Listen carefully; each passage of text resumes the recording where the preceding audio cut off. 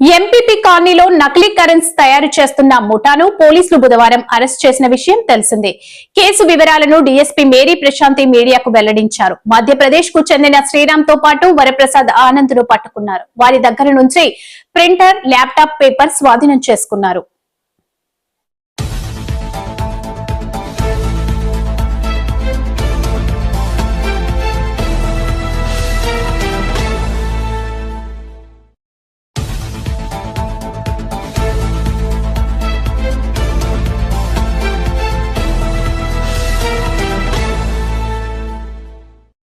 కొంతకాలంగా కమిషనర్ గారికి వస్తున్న సమాచారం మేరకు మన టాస్క్ ఫోర్స్ పోలీసులు అలాగే లాండ్ ఆర్డర్ పోలీసులు నిఘా పెట్టి తనిఖీలు చేయడం జరుగుతోంది. ఈ క్రమంలో నిన్న ఒక ఇంట్లో దొంగ నోట్లు తయారీ జరుగుతుంది అని వచ్చిన సమాచారం మేరకు మన టాస్క్ ఫోర్స్ పోలీసులు అలాగే ఎంబీపీ ఇన్స్పెక్టర్ ప్రసాద్ గారు, ఎంబీపీ ఎస్ఐ కాదర్ భాష గారు, అలాగే task force inspector Appal Naidu గారు, టాస్క్ ఫోర్స్ ఆఫీసర్స్ కలిపి ఒక జాయింట్ రైడ్ చేయడం జరిగింది.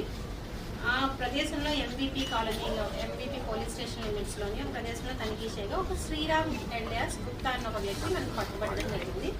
అతని వద్ద కొన్ని ఇన్స్ట్రుమెంట్స్ కూడా దొంగ నోట్లు తయారు చేయడానికి ఉపయోగించే ఆ ఇన్ఫ్రాస్ట్రక్చర్ ఏదైతే ఆ మెషినరీ ఏదైతే ఉందో అది కూడా మనం పట్టుకోవడం జరిగింది.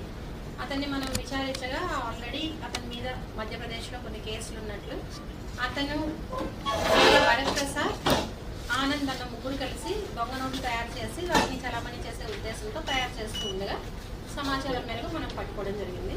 So as you can see మనకి పేపర్ ప్రింట్ చేయడానికి ఉపయోగించే పేపరు, ఆ ఇంక్, అలాగే సాఫ్ట్ కాపీస్ 500 నోట్లు 200 నోట్లు వీళ్ళు ఎక్కువ తయారు చేయడానికి ట్రై చేస్తుంది.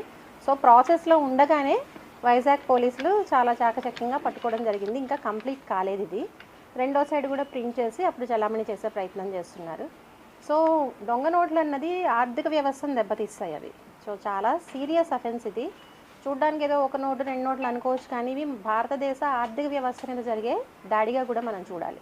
సో దీన్ని, ఇంత పెద్ద నేరాన్ని జరగకుండా ఆపిన టాస్క్ ఫోర్స్ పోలీసుల్ని అలాగే ఎంబీపీ ఇన్స్పెక్టర్ని సిపి సార్ అభినందిస్తూ సిపి సార్ చేతుల మీదుగా వాళ్ళకి అప్రిసియేషన్ కూడా ఇవ్వడం జరుగుతుంది.